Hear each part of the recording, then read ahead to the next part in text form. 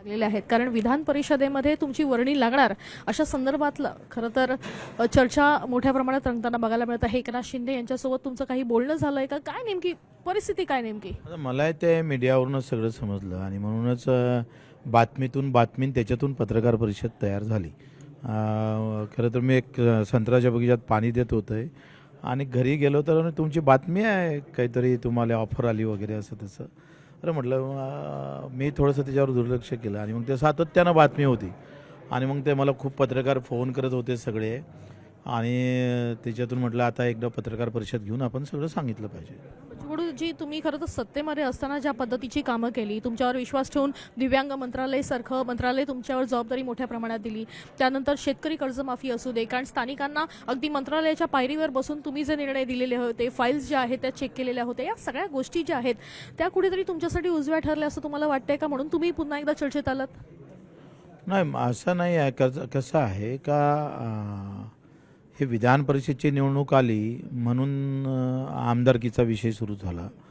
मला तर माहीतही नव्हतं. खरं तर आम्ही काही फार तिच्यात डोकं घालत नाही.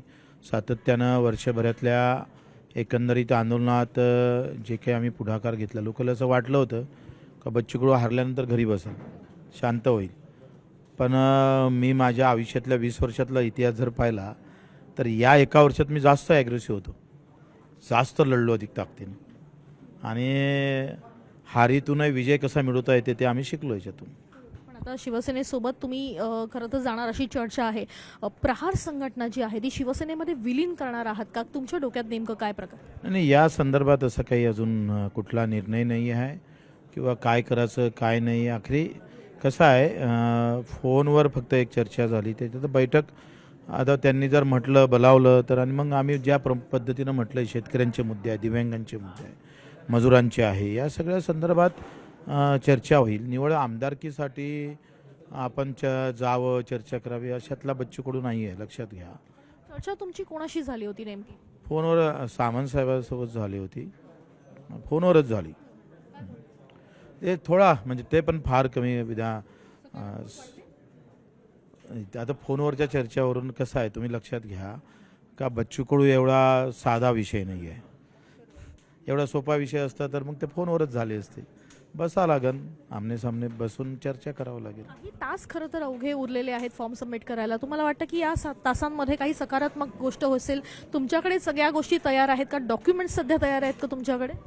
ते काय आता 1.5 वर्ष अगोदर जे भरले होते तेच लावावं लागतं ना, त्याचे झेरॉक्स काढून तयार आहे. पण बच्चू कडूजी, एकीकडे जर आपण बघितलं तर शिवसेनेमध्ये प्रहार संघटना सामील होणार आहे किंवा तुम्ही त्याचं विलिनीकरण करणार आहात अशी वारंवार चर्चा आहे. विषय नाही आहे या संदर्भात. मला वाटते आता बोलणं उचित होणार नाही असं मला वाटतं.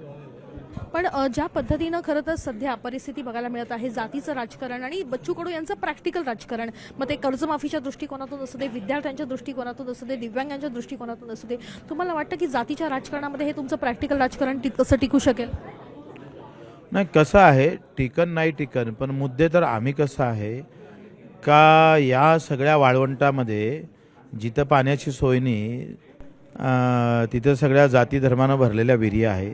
त्याच्यात आम्ही एक झेंडा घेऊन आहोत का तो सगळ्या जाती धर्मात असणारा शेतकरी असेल, दिव्यांग असेल, मजूर असेल, ते टिकेल किती हा विषय महत्त्वाचा नाही, पण आम्ही ठामपणे उभा आहे ना हा फार महत्त्वाचा आणि अभिमानाचा विषय आहे.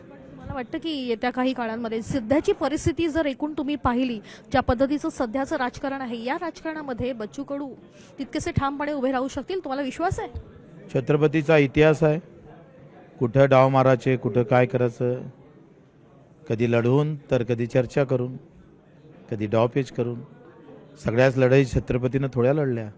काही लढाया आम्ही पाहतोय तह करून पण सोडल्या आहे, जिंकल्या आहे. तर तो इतिहास आहे ना आपल्या पाठीमागं. मग तहाच्या दृष्टिकोनातूनही एक विचार असू शकतो.